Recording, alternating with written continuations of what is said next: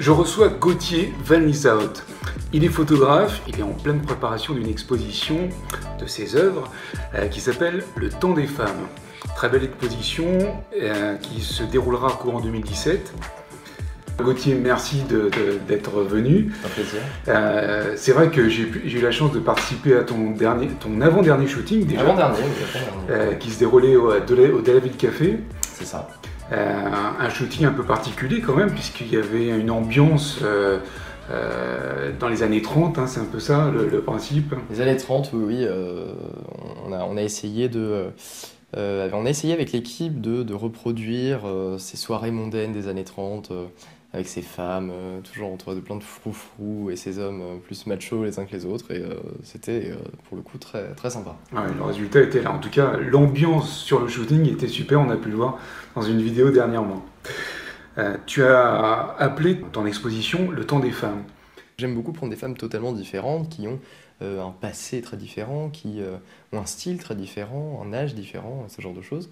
Et essayer de regrouper au sein même d'une exposition toutes ces femmes et présenter au public un peu un panel de femmes qui peuvent, malgré elles, un peu représenter les femmes du monde entier.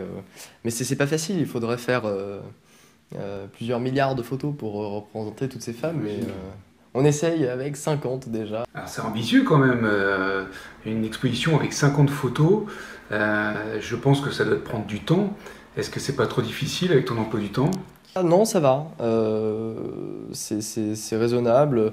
Moi, je reprends la fac bientôt, là, en septembre, mi-septembre. Ma première année de fac, c'était très bien passé. Je pense pas qu'il faut que je m'arrête sur l'emploi du temps, car je pense qu'il faut travailler.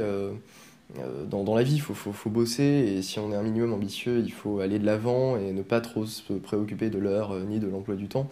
Essayer de tout combiner. S'il faut se lever à 6h et se coucher à 1h, il faut le faire, mais après je pense qu'on est content du résultat, quoi. En tout cas, moi, de ce que j'ai vu, effectivement, c'est particulier, enfin, c'est très très propre. Hein, tu es très à cheval sur la qualité de tes photos. C'est essentiel pour moi. La dimension esthétique de mes images doit vraiment être parfaite, enfin en tout cas à mes yeux. Je m'efforce vraiment de sublimer au maximum les femmes que je rencontre, de ne pas s'arrêter à des critères bêtes en disant « Ah oui, mais celle-là, elle n'est pas photogénique, alors je ne vais pas la prendre en photo, c'est pas du tout ça que je veux faire. » Au contraire, c'est montrer, prouver au monde, prouver à ces femmes aussi, parce que c'est important de leur prouver à elles déjà, qu'elles sont belles et qu'elles peuvent être au même titre qu'une autre prise en photo, et que le résultat est super, quoi. Et c'est pour ça, j'attache une importance énorme à l'esthétisme de mes travaux. Ça prend beaucoup de temps à préparer une séance pour choisir un modèle, pour choisir un thème, pour choisir ça dépend. l'image. Oui, ça dépend. Il y a des shootings qui sont préparés en 4 ou 5 jours, ce qui est ridicule, et d'autres qui sont préparés en un mois. On avait réalisé un shooting photo maintenant il y a 2 mois au château de Grousset, qui avait mis un bon mois de préparation. On était une vingtaine de personnes, il fallait réunir toute l'équipe, il y avait beaucoup de modèles, des costumes taillés sur mesure, on avait des costumiers qui avaient fait un super boulot pour nous, donc c'est très long. Après, il y a d'autres shootings qui se sont réalisés plutôt rapidement, surtout les premiers shootings se préparaient rapidement. L'équipe était réduite, on partait sur un shooting, on était 4, j'étais content de mon résultat, et puis le résultat sort bien encore maintenant, donc... mais c'est vrai que mes ambitions progressent, évoluent. C'est vrai que j'ai pu le constater sur le shooting, ça se passe vraiment bien. Je crois que j'ai l'impression que tout le monde a sa place, tout le monde sait ce qu'il doit faire. Il y a juste un petit coup d'œil vers le photographe qui dit qu'est-ce que t'en penses, etc. C'est très carré, même au niveau de l'équipe. De la rigueur, de la précision dans le travail, c'est important. Surtout chez les coiffeurs, les maquilleurs, les costumiers. J'ai employé ces personnes pour ça, je les ai sélectionnées pour qu'ils fassent un pur travail, rapide dans les temps. Tout le monde se connaît maintenant, Et tout va bien, et tout se passe très bien. Mais c'est vrai qu'il est important pour moi que le maquillage soit nickel, que la coiffure soit nickel. Je veux pas une étiquette qui dépasse sur un vêtement, ni une petite mèche de cheveux qui dépasse. Maintenant, mon équipe le sait, et ils le savent, et ils font en sorte qu'il n'y ait pas toutes ces petites erreurs d'image qui nuiraient au bon visionnement pour le spectateur. Mais voilà, il y a une super ambiance en tout cas, ça c'est clair. Alors c'est vrai que sur tes images, je dirais à la base, dès que tu fais clic, la photo elle est parfaite en fait. Oh, je sais pas. Non, je veux dire, est-ce que tu travailles beaucoup avec Photoshop après ou est-ce que J'étais très Photoshop au début quand j'ai commencé pour me rassurer en fait, hein, en se disant bah oui avec Photoshop on rattrape tout donc tout va bien. Maintenant plus vraiment. Photoshop me sert pour appliquer mon noir et blanc. Mon noir et blanc que j'aime, qui est bien à moi, qui est très précis, sur lequel j'ai passé énormément de temps à le créer, à bien le définir. Photoshop me sert simplement à parfaire ce qu'il y a déjà de base, mais je suis pas du tout pour changer totalement son image. Mais non, je pense qu'une bonne image est une image qui sort déjà de base.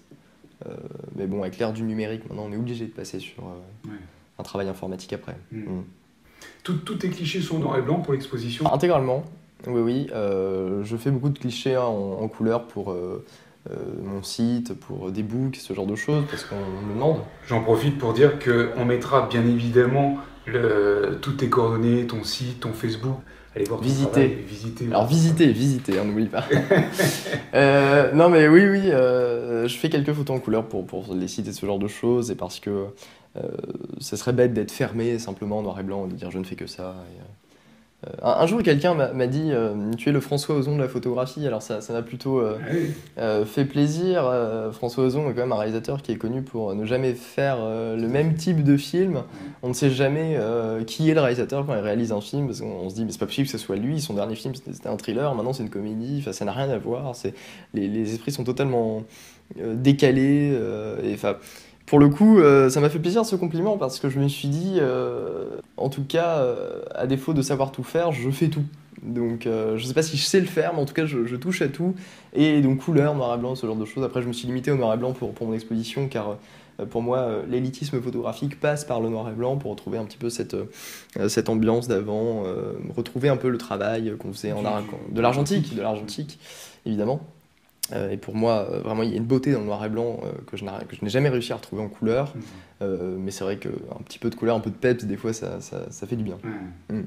Gauthier, quels sont les photographes qui t'inspirent? Quels sont les photographes qui t'ont donné l'envie, justement, de faire de la photo? Alors moi, quand j'ai commencé la photo, j'étais... il n'y a pas si longtemps, hein?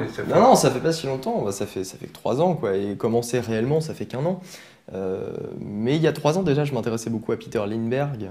C'est un maître en la matière, évidemment. Et puis, c'est un homme qui regarde les femmes d'une façon si douce et si pure qu'on ne peut que le respecter.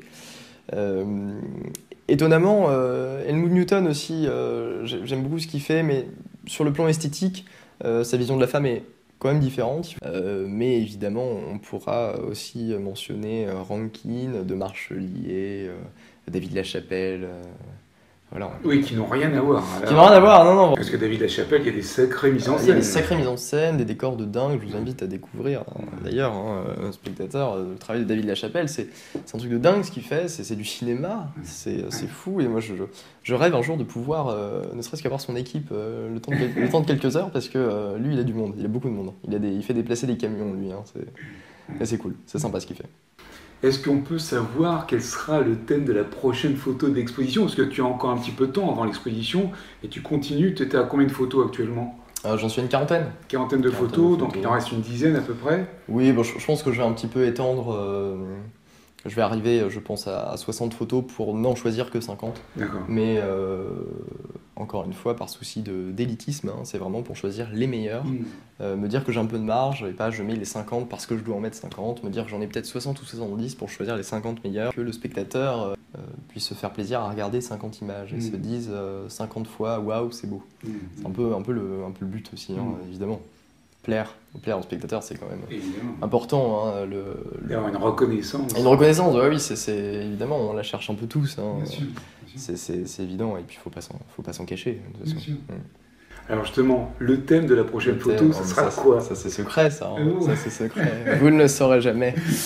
Non, seule mon équipe, c'est le thème de la prochaine séance. Même le modèle ne sait pas exactement à quoi s'attendre pour le moment. Et d'ailleurs, j'aime beaucoup que le modèle ne sache qu'au dernier moment, car comme ça, elle n'a pas eu le temps de réfléchir sur le sujet, se dire je vais faire ça, je vais être comme ça, il faut plutôt que je fasse ça, que je m'habille comme ça. Voilà, moi je suis très attaché à lui dire un peu tout au dernier moment. Je la rassure quand même, en lui disant qu'on va faire des trucs de dingue, mais ne pas lui dire grand chose, simplement lui dire là où on va, à l'heure du rendez-vous, et puis après je lui explique. Il y a plus de spontanéité peut-être. Oui, tout à fait. Mais c'est pour ça que la plupart de mes modèles ne sont pas modèles. Hein. Moi, j'ai beaucoup apprécié de choisir des comédiennes ou de choisir même des gens que j'ai rencontrés par hasard dans la rue. De la ville, hein, Louise, que tu as rencontré, qui est un des modèles, a été rencontré dans le bus, et voilà. Et je lui ai dit, écoutez, rappelez-moi, absolument. Et elle a rappelé. Et elle a rappelé une semaine après, c'était une aventure de dingue ce truc.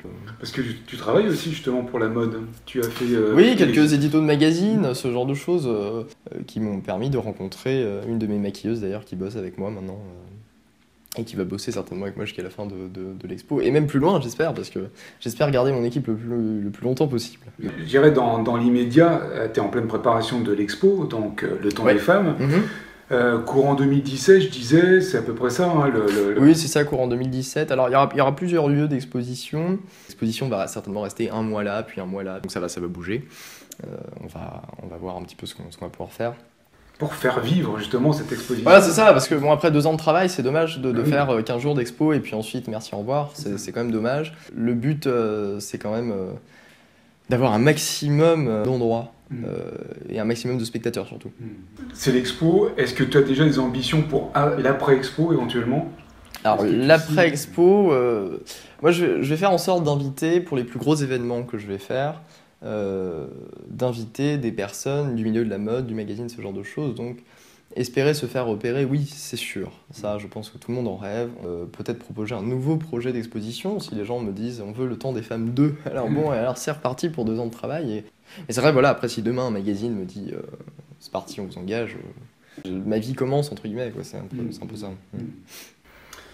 Écoute, tu es un jeune homme étonnant. En tout cas, dynamique, ambitieux, talentueux. On essaye. Non, mais c'est vrai, hein. C'est vraiment chouette.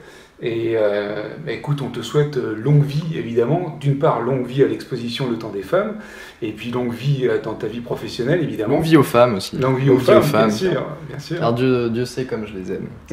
Non, c'est vrai, c'est important. C'est important. Et puis, on te suivra, de toute façon, je reviendrai te voir. Sur un prochain shooting. Sur un prochain shooting. On se revoit, avec plaisir. Ça a beaucoup plu d'ailleurs, cette vidéo a beaucoup plu. Très sympa d'ailleurs, j'ai visionné ça avec plaisir, c'est vraiment cool. Bon, merci Gauthier, merci beaucoup. Et puis écoute, à la prochaine, et un grand merci. À la prochaine. Ça sera diffusé très très vite. Sur le monde de Pierre, n'oubliez pas, hein. Le monde de Pierre, et surtout, profitez de la vie. C'est lui qui le dit, c'est pas moi, hein. C'est profiter de la vie. Il est très fort, Merci Gauthier. Merci.